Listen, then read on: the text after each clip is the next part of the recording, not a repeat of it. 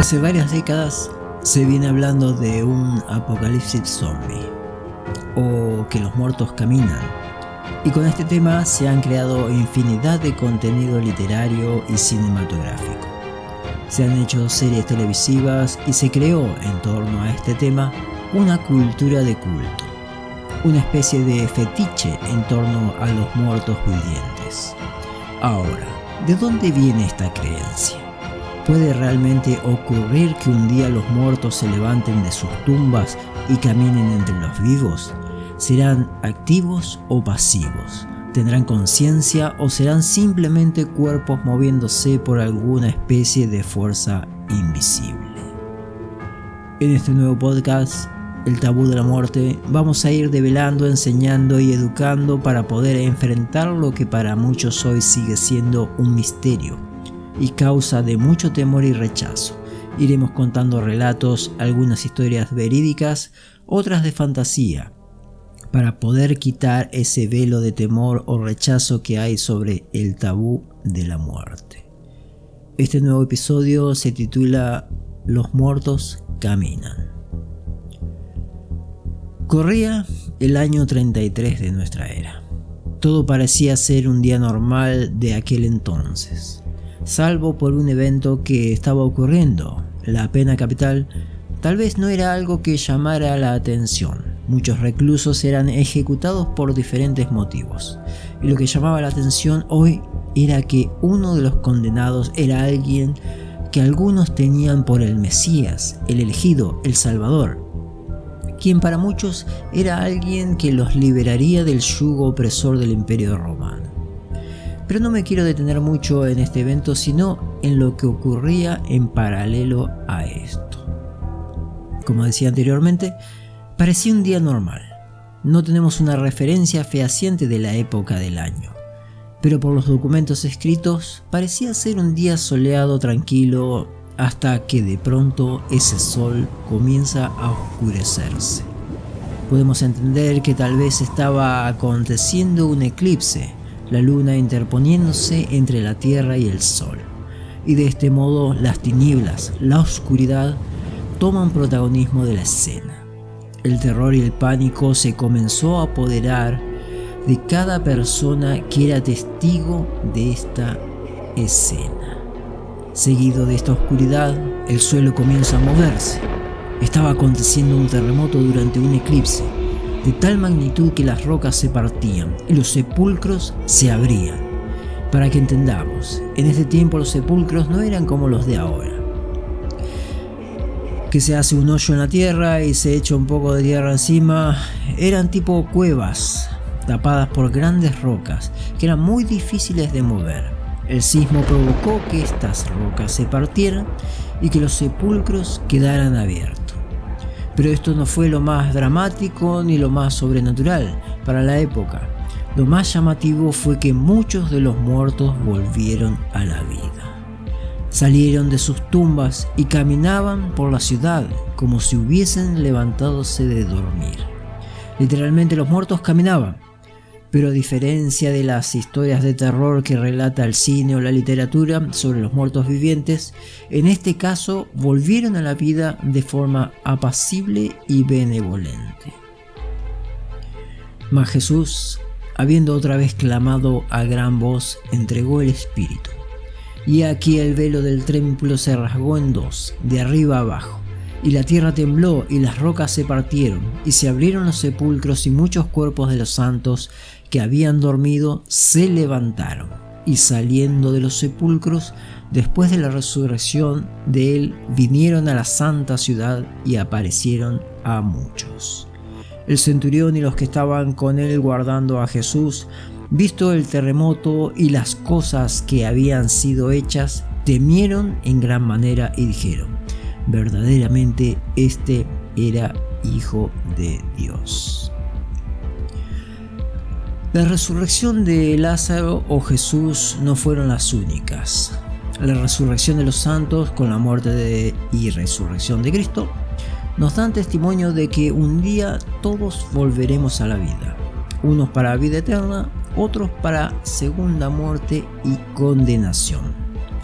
El apóstol Pablo nos enseña lo siguiente: pero esto digo, hermanos, que la carne y la sangre no pueden heredar el reino de Dios, ni la corrupción heredará la incorrupción.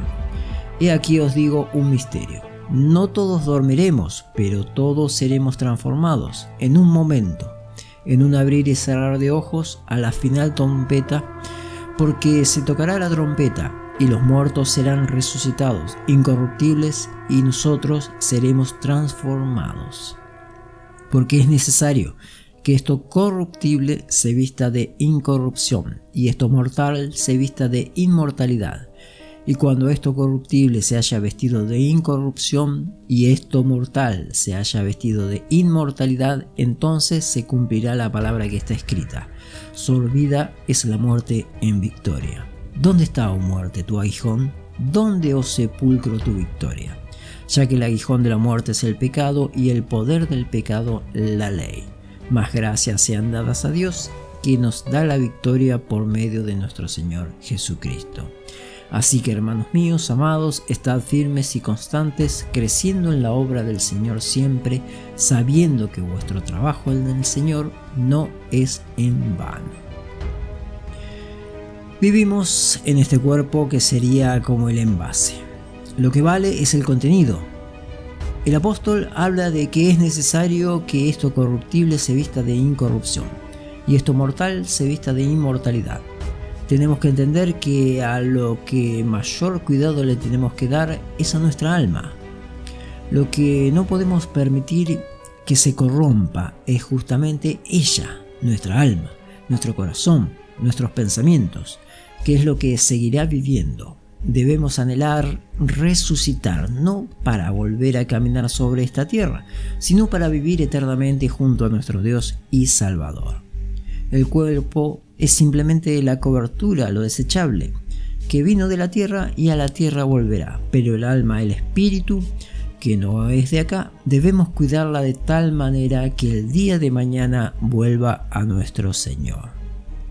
El predicador Salomón nos enseña esto con esta hermosa poesía: acuérdate de tu Creador en los días de tu juventud, antes que vengan los días malos y lleguen los días de los cuales digas: no tengo en ellos contentamiento, antes que se oscurezca el sol y la luna y las estrellas, y vuelvan las nubes tras la lluvia, cuando temblaran los guardas de la casa y se convocaran los hombres fuertes, y cesaren las muelas porque han disminuido, y se oscurecerán los que miran por las ventanas, y las puertas de afuera se cerrarán por lo bajo del ruido de la muela, cuando se levantara la voz del ave, y todas las hijas del canto serán abatidas, cuando también temerán los que es alto, y habrá temores en el camino,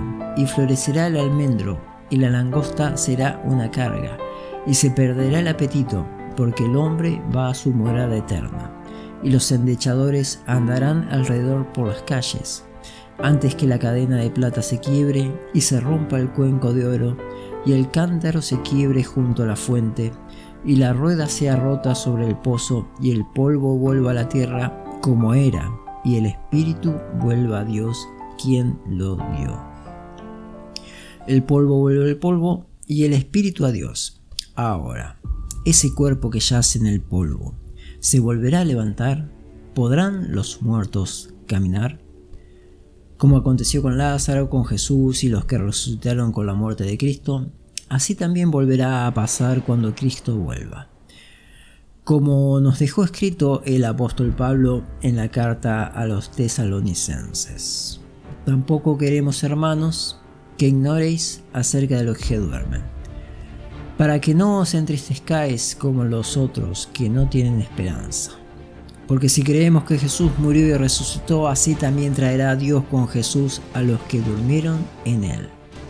Por lo cual os decimos esta palabra del Señor, que nosotros que vivimos, que habremos quedado hasta la venida del Señor, no pereceremos a los que durmieron. Porque el Señor mismo, con voz de mando, con voz de arcángel y con trompeta de Dios, descenderá del cielo, y los muertos en Cristo resucitarán primero. Luego nosotros, los que vivimos, los que hayamos quedado, seremos arrebatados juntamente con ellos en las nubes para recibir al Señor en el aire. Así estaremos siempre con el Señor. Por tanto, alentaos los unos a los otros con estas palabras. Por este motivo, no hay que temer a la muerte, ni tampoco tenerla como un tema tabú. Para nosotros los creyentes es simplemente un estado de la materia necesaria para pasar a la vida eterna en el nombre de nuestro Señor Jesucristo.